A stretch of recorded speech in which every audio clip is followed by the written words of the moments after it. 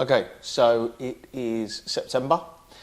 It is the time when all the graduate applications are opening, and this is the time when you should be applying like a complete lunatic. And I think a couple of things that are really important that I want to point out, and this comes up from a dad who called me this week. I've already helped his daughter get into a top firm, and he said, look, can you speak to my son? He's going into his second year. And I don't think he's taking the job stuff very seriously. And a lot of second years are like that, to be honest. You know, the first year you sort of doss around in your bachelor's. The second year you sort of think, university may end at some point. What should I do? So just a few important things to think about. Number one, have a plan.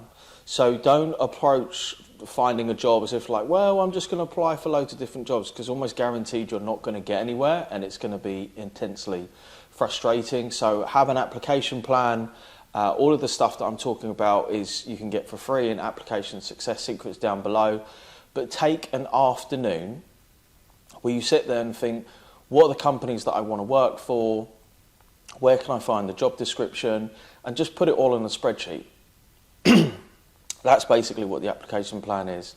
Get your CV done, get it tailored towards the job descriptions, use something like JobScan.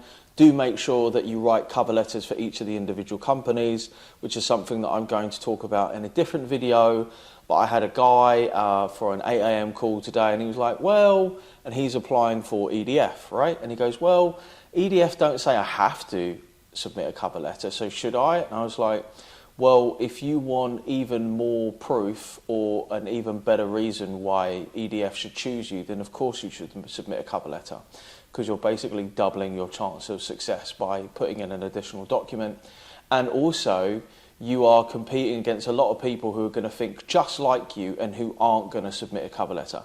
Now, having said that, watch the video that I'm going to release in the next week or two, which is also about cover letters and a way to think about that, and why just submitting a garbage, you know, kind of samey cover letter for every company is really just a waste of time. And I think the final thing to think about is have a schedule. So if it doesn't get measured, it doesn't get managed. That's what Peter Drucker used to say. And from a student's point of view, if it doesn't get scheduled, it's not going to get done. So what tends to happen as a student, there's a lot of chaos, and it's very fun. Right, so you see your friends and you're out and you're doing this, you're doing that, and say, hey, come over here and come over there. And the whole point is, if you schedule stuff, it is actually going to give you a greater sense of freedom in the long term. Now, just follow my train of thought. So if you have already this sort of low-level sense of anxiety, like the in the background all the time, which is like, you should find a job, you need to find a job, you need to find a job. And all the time, it's just like, just knocking, right? Sometimes it's loud, sometimes it's very quiet, but it's always just knocking at the door. And your brain is basically saying to you, look, you really need to do something about this because we're running out of time. Now, you can deny this and just be chaotic and fun-loving and doing all this stuff, but that level of isn't going to leave. It's just going to continue, right? Days, weeks, months, and then eventually you get to the end of second year, third year, the end of your master's, and you're like, holy crap, and then maybe it's too late. The difference is, if you start to schedule in, let's be, really conservative. Say you scheduled in 2 hours a week, right? 2 hours out of a 168-hour week, and you're like, right, for an hour on Wednesday afternoon and for an hour on Friday afternoon, that is golden time. That is time that I use to address a really big problem that I'm going to have in the next 5 years, which is, if I don't have a job, then there's not really a lot of point of me being at university. I mean, that's the whole reason why I'm here. That's the big picture, right? What's going to happen is that knocking will go away, right? Because you're going to start to feel that you have process, because you've got your application plan, your CV, your cover letter, you start to practice your online tests, get ready for your interviews, all that kind of stuff, right? And you are actually able to enjoy your unstructured time, which you're going to have loads of, by the way. It's not like it's going to eat a lot into your time. And I estimate, even if you're like super, super serious about finding a job, 6 hours a week, 6 to 7 hours a week, right? And then that is a lot of time when you can be doing other things. Also, you can do this at a time when really you can't do anything fun with your mates, right?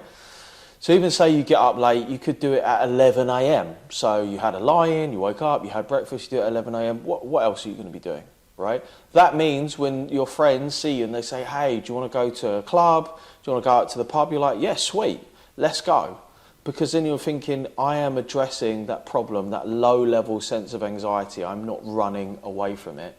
And by scheduling, by having it in your phone, or if you're old school, having a paper diary, you also know when to say no. So if someone says, oh, do you want to meet up for breakfast? Say, yeah, I can do.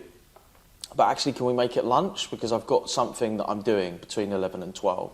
And a lot of times people aren't really going to ask. Bearing in mind, if they ask, and they're like, nah, just blow it off. Do not lean into that, right? Your friend is not going to give you a job.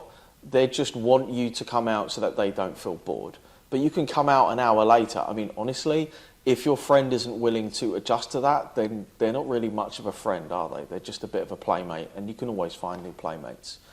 So those are some things to think about at the start of September. Stay organised, be scheduled, get stuff done, and you will be successful. Please, please don't leave it until October, November, when inevitably I receive a flurry of people who want to work with me. They're like, oh, I want to get a graduate job. And I'm like, dude, you're like 3 months too late, 2 months too late. I mean, you could, but there's now a lot more competition and a lot less opportunity.